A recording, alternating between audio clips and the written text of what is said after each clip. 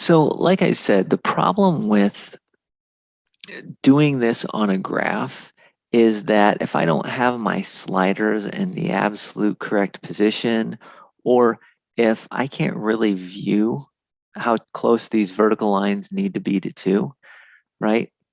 Sometimes that can get really difficult, especially when we have really small numbers. And with epsilon and delta, we're going to be dealing with a lot of really small numbers. So being able to zoom in is not going to be an option, especially if you're freehanding this. So it could be very difficult. And so a better approach is to use some algebra.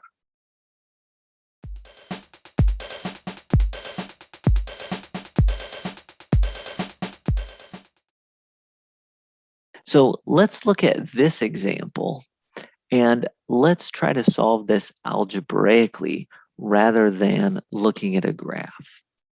So this is another example we saw in our last section. We had g of x equals 3x minus 7. And in our last section, we saw that the limit as x goes to 1 of g of x is equal to negative 4. So we're going to ask ourselves again, what would delta need to be in the definition when epsilon was equal to 0.1? So remember, our limit definition said for every epsilon greater than 0, there exists a delta greater than 0, such that x minus c less than delta means that our output minus L is less than epsilon. Obviously, our output in this case is not f of x, but rather g of x. And we know that our limit is negative 4, and our epsilon is 0.1. So what we're going to do is we need to come up with a certain delta that says if delta is equal to a certain number, then x minus c less than delta forces g of x minus negative 4 less than 0.1.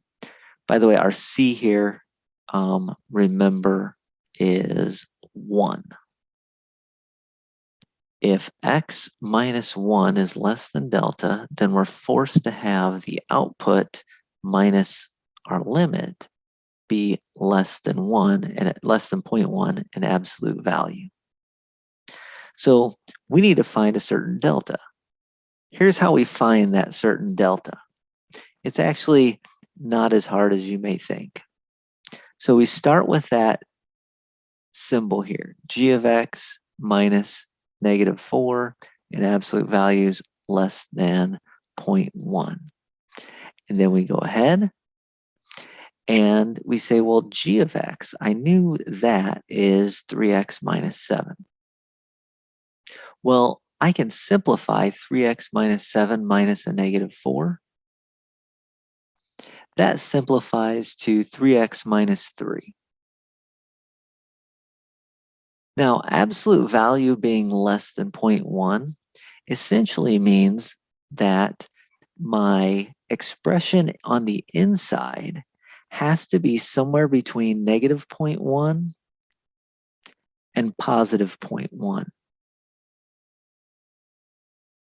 Well, I can solve this sort of triple inequality by adding 3 to both sides. If I add 3, when I say both, I mean all 3 sides, really. And so if I add 3 to the left, the middle, and the right, it forces me to have 2.9 less than 3x less than 3.1.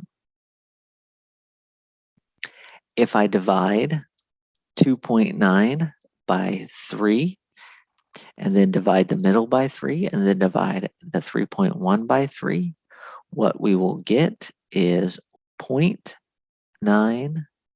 and then lots of 6's, is less than x, is less than 1.0, and then lots of 3's.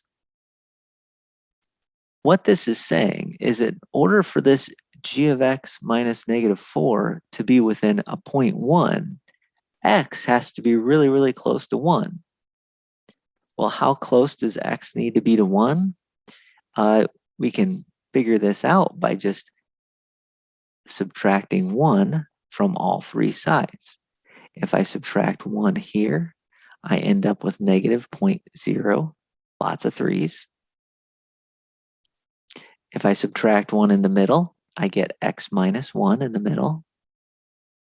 And then if I subtract 1 on the right-hand side, I get 0 point, lots of threes. Now, most of the time, the Moodle will say round this to like 4 decimal places or round this to 5 decimal places or something like that. All right, so I'll round this to 4 decimal places. And what we're saying is if we force x minus 1 to be less than 0.0333, that is an equivalent statement to saying my output minus -4 in absolute value is within 0.1. So what do I need to make my delta? Well, I need to make my delta 0.0333. And then if x minus 1 is less than that delta, that is equivalent to saying that my output is within a tolerance of 0.1 from my limit of -4. Then x minus 1 less than delta forces my output minus my limit to be within 0.1 of each other. So that's how this idea works. We just start with the part with the epsilon. We continue to make equivalent inequalities until we can get to a part with our absolute value around x minus my c. Now, you might have said, well, shoot, I can actually skip this part. I didn't technically need this. And I could have just taken and divided both sides by a 3 and got the same thing. And in this case, you can do that. It's a nice function, a nice linear function. So it works out kind of nicely, but not every case can you do that.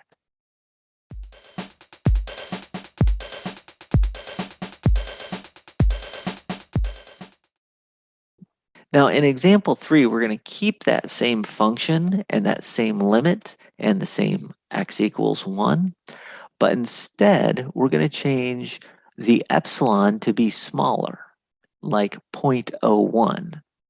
And you can imagine trying to zoom in on a tolerance of 0.01 on a graph. So what would delta need to be if our epsilon was 0.01? Let's take a look. So you can imagine what we're going to do, right? We're going to do everything the same, but now we're going to say, let's use 0.01. So we say, if I want my output to be within 0.01 of my limit of -4, then that means 3x minus 7 minus -4 in absolute values has to be less than 0.01.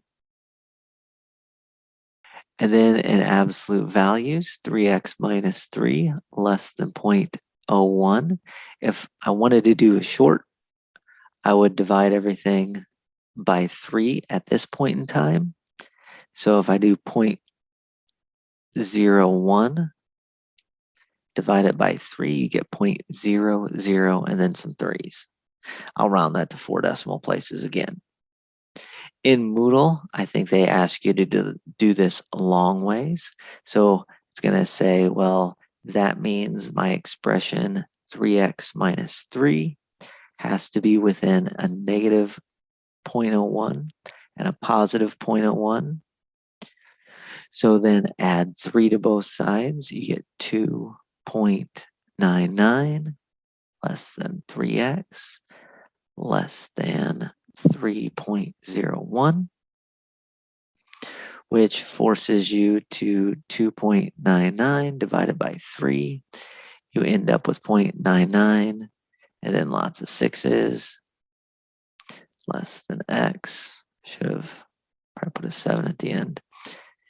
Less than 1.00, lots of threes, which means x minus 1 has to be less than 0.0033 in absolute value. And this means that if our delta is equal to 0.0033, then absolute value of x minus 1 less than delta will force our output to be within 0.01 of the limit. So you can choose basically whatever number we want as far as epsilon goes and go through this same process.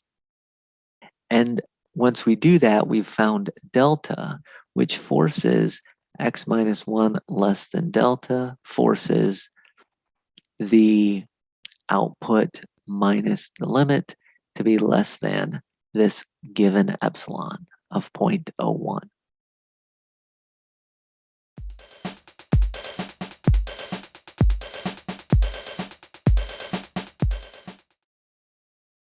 So what I would like you to do is I would like you to try the following example on your own. We want to show that the limit of h of x is equal to 5 as x approaches 6. And by the way, if I screw up, if there's any time that I screw up and the limit's not right, then you can figure out the right number. And obviously, delta and epsilons aren't going to work if that's the case. So I want you to do this on your own, and then I will show that example in the next video. Do this with both an epsilon of 0.1 and an epsilon of 0.01.